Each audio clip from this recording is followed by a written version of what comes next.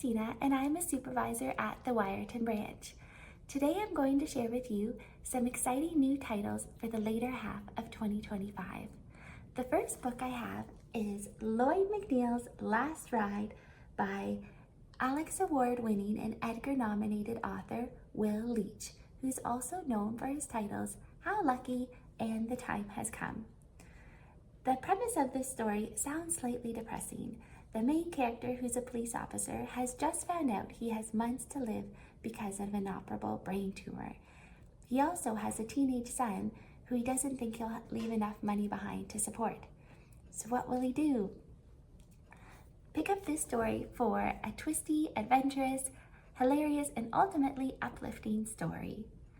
You may also enjoy reading The Thursday Murder Club by Richard Osman, where four savvy septuagenarians propose a daring but unorthodox plan to help a rookie cop solve her first murder case.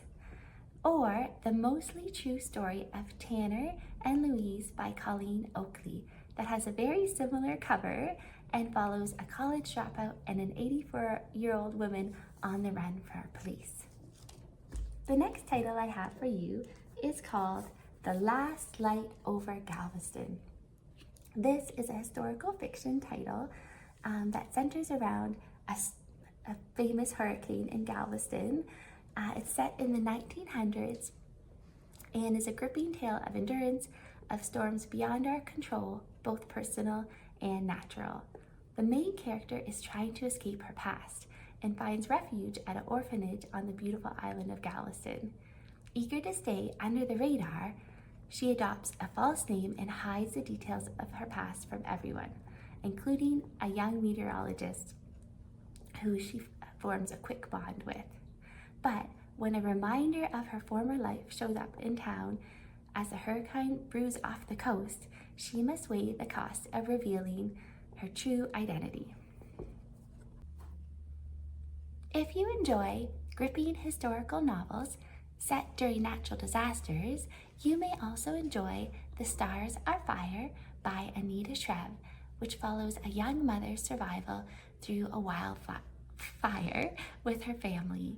Or another story revolving around the same horrific hurricane is Oleander City by Matt Bondurant, that follows a 6-year-old survivor from an orphanage whose tale intertwines with the American Red Cross, the Ku Klux Klan, and one of the most famous boxing matches in American history. The last novel I have to share with you today is a romantic suspense thriller, and it's called Knife in the Back by Karen Rose. The main character was also a former cop who became intertwined with the drug trade and was sent to prison for 5 years. She's just been released and wants a fresh start in a flower business with her son. However, her past is quickly catching up to her, so she hires a private investigator firm to protect her and her son, ultimately clear her name, and catch the criminals. But of course, a relationship brews. Will the relationship survive amid an investigation?